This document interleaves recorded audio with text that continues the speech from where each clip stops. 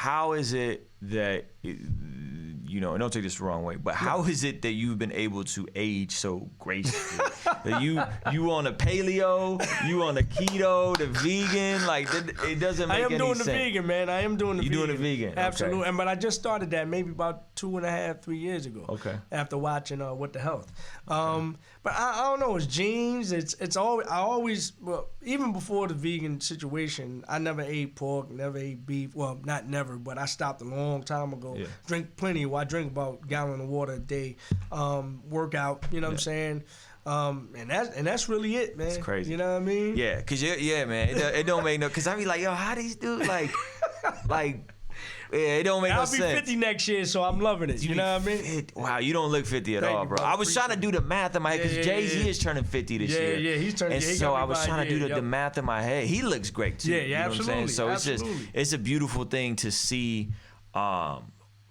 See cats go through multiple eras, still look healthy, still be relevant. You know what I'm saying? But you know what else? It's also the culture, man. It's also hip hop. Like our 50. It's not like your parents' 50. Sure. Because their mind state and what they were into, you know, at that particular time, it aged you. You know what I'm saying? Yeah. They did a lot of work with their hands. Yeah. Did a lot of, you know what I'm saying? That kind of manual labor. It's like we're not doing that. You know what I mean? We are the entrepreneurial technology. You know, all fit, eating better and things of that nature. Healthy, going to the gym, being active. Yeah, absolutely.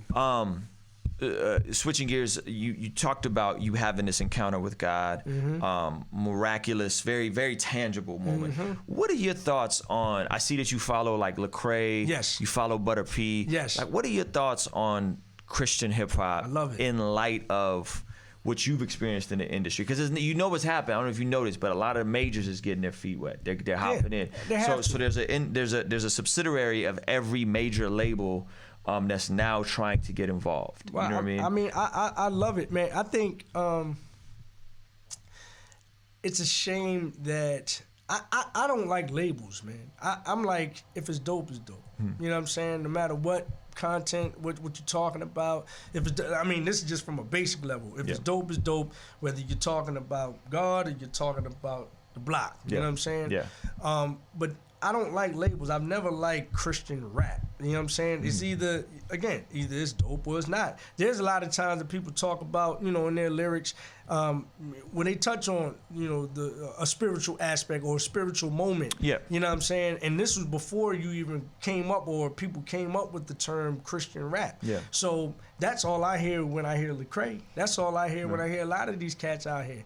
I forget this album that I bought, and this was about maybe 5 years. I mean, this album is so, I ran this album, but it was labeled under the Christian title. And I'll have that for you off the air as soon as it pops up in my brain.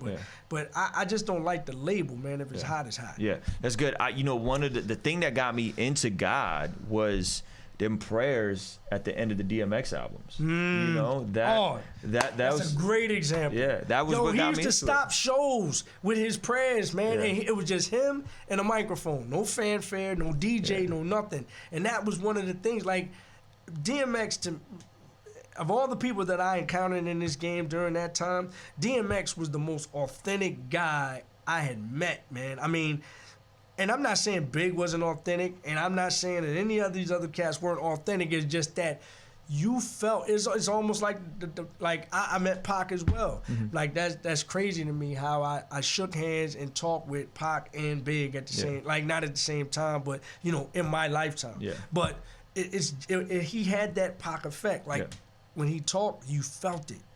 It was intensity, it was authenticity there, it was feeling, it was, oh man.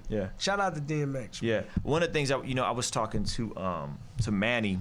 Manny, he goes by The Truth. He's a big Christian hip hop artist. And Manny said something to me that was really interesting. And I don't know how you feel about this, but he said, you know, we weren't designed to live at the mountaintop, right? And I'm sure as you examine your life versus kind of some of the peers you came up with, right? Specifically Pac and Big aren't here no more. Jay-Z's the first hip hop millionaire, right? But I'm sure there's a lot of people that aren't doing as well as you. You know what I mean? And what Manny said was, he was telling me, he said, we're not designed to live at the mountaintop. He's like, that's why anybody who follows God never stays at the mountaintop. He said you go through the valleys, you go up you go up and down. And he said, if you think about the mountaintop, and this was so profound. He literally said this to me a few nights ago. He said, the oxygen is different. There's no shade. There's no sustenance. There's no water. He's like, that's why people of God don't tend to stay at these peaks all the time, because we are not designed to receive that much praise. We're not designed to receive that much acclaim. And so as someone who, I'm sure you've seen the pits and falls of the industry, that's heavy. And you went on to have a normal life, to be healthy, to be happy. What is your thoughts on that? Like, because there is this allure that you're going to get in, you're going to be famous, and you had a big taste of that. You know what I'm saying? But I'm assuming that you're probably way more happy and fulfilled where you're at now. Oh man, I got a wife, beautiful wife, 2 beautiful kids, 2 and 4, man. And but for the path that I've taken, I don't know if I would have been able to achieve that. And I'm just being dead honest, man. And so if you're asking me, would I trade the mountaintop for that? Absolutely not. Absolutely not.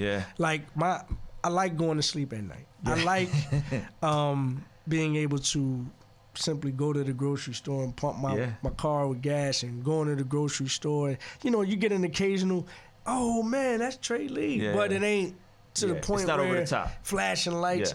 Man, and the thing is, if you would have asked me this 20, 30 years ago, I'd have probably been like, nah, I want that.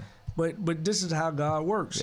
He knows what you can handle, what you being an obedient servant, for lack of a better term, he knows what you need, what is best for you. And so, you just got to be obedient, man. You got to, I tell people all the time, do less talking and more listening. That's good. You can't receive what you're supposed to be doing if you're always talking. Listen.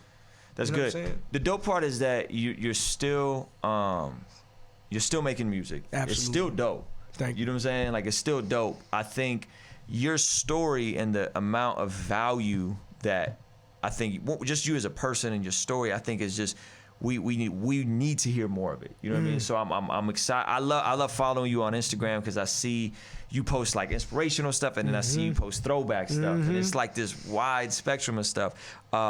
What advice do you have for these kids that are coming up? We talked a little bit about it. Major labels, they're signing 2 artists a day on average, right? Over 600 artists are getting signed a year. That's crazy. Crazy, right? What is your advice? Because the advice you gave me was very like, that was very interesting. You know what I'm saying? But what do you have in terms of just like this next wave where they got the technology, they can make music easier, they can get connected to people easier? Like, what advice do you have for these kids? Major labels, not major labels, holding out, independent. What do you think? Well, first thing I would say is, again, do less talk, more listening. And while you're listening, the first advice I would think is, or would say is, be honest with yourself. Can you really rhyme? Like, can you really rap? Can you really spit? If you can't do that, but you love the culture, then why not find something else to do within the culture? Because I find that people that may not have the talent, and I'm not trying to discourage anybody, but again, with the technology, I think people get false perceptions, right?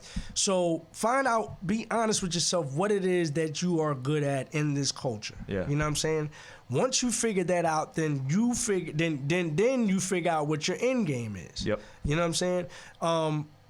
Because again, if you get in front of that mic, right, and you start to spew some of the things that you spew just because you see somebody else perceived to be making a whole lot of money off of it, or perceived to be famous off of it, and that is your end game, then it's not going to end well for you. If you want to be rich and famous for the sake of being rich and famous, that's going to go bad. It's going to go all the way bad. So you got to be honest with yourself first. Now, for the artists that are dope, you know what I'm saying? Now you figure out your end game from there. Is it notoriety or is it the money? You know what I'm saying? Is it making a living?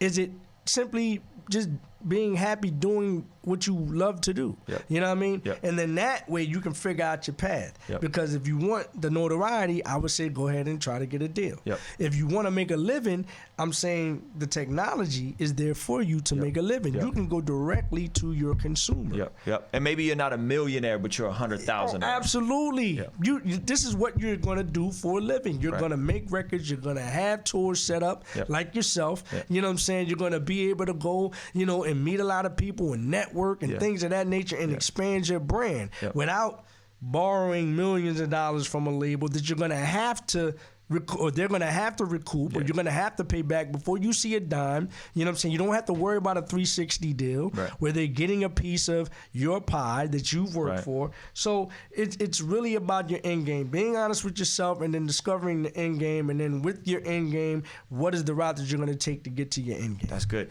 What do you have? I know you just dropped a record in January. Yes, Expect the Unexpected. Do we got?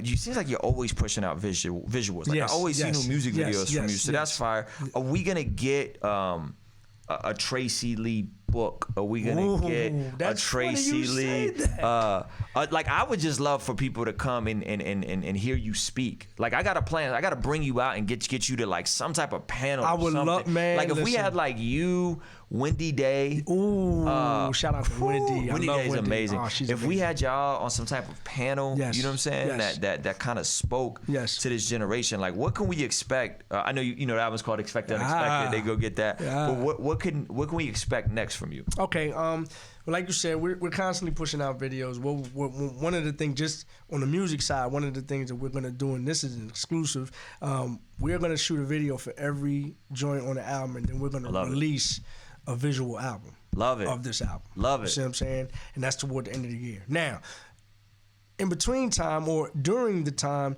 what I would love to do, like you just hinted on, we have I'm talking to a publisher now about doing a book. Okay.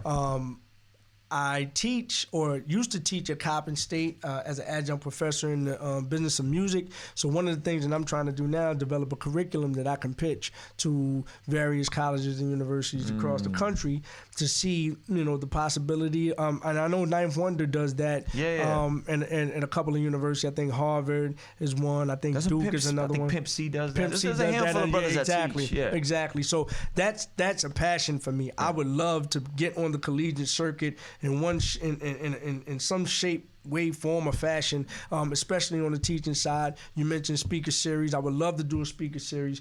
So just podcast? Well, we do a podcast called Married to Hip Hop. Okay, I'm asleep. Nah, you're not. It's just that we've discontinued it for a second, but I just got the word from the producers that we'll be back doing that toward the end of the summer. And I'm headed to Morocco next week for a week doing a show and helping to launch a label out there, basically speaking to the people in Morocco that are interested in the music business on the music business. Man, that's crazy. Listen, I gotta thank you, bro, because we gotta shout out Stuck in the Middle Studios as well. Absolutely. For opening up their space. We're right outside of, where are we at? We in Bowie or we? No, we're in Laurel. We're in Laurel. I've had a crazy day where my equipment and my bags got lost. Wow. Then they got found. Yeah. I didn't tell you this. They found them, but they wasn't my bags. I met the dude, and it was somebody else's bag with my name on it. Are you serious? And then I had to go back to the airport to try and find a bag. On the phone all day. Where were you coming from? I was coming from San Diego. Okay, I took a red eye from Dago. Got you. Got in at 7 a.m. Don't got my bag. All the equipment's in the bag. I'm calling them. I can't sleep on planes. Anyway, what I appreciate you is that you've been so flexible and gracious. Not a problem. This entire day with me, because I'm sitting here, and again, shout out to Stuck in the Middle Studios for opening up this wonderful space for us, letting us use it. Any final thoughts, closing remarks, anything you want to just leave with the people? Again, Expect the Unexpected out on all digital platforms. We just released the new video, Smoke. You know what I'm saying? I have the Smoke apparel available on TraceyLeeMusic.com along with other merch. We just released another, and we're going to be dropping records. I forgot to mention, like various records during the summer that have nothing to do with the project, just something for the people to chew on. And just, again, man, just walk in faith, not by sight, man. You know what I'm saying? Yep. It's not about the tangible. Yep. It's about the feel. You know what I'm saying? It's, you know, just be true to yourself, be honest with yourself, man. And everybody just whatever your dreams and aspirations are, man, just trust God and keep it pushing. There you have it, ladies and gentlemen. Tracey Lee. Make sure you're following him on all platforms. Pick up that Expected Unexpected album, and word on the street is the Many Faces remastered version is coming as well. But in the meantime, I'm gonna link that below so you could go back and hear that. If you're a fan of hip hop music, you need to hear Many Faces. One of my favorite hip hop albums of all time, man. So appreciate you, brother. Thank you so much. No, thank you, man.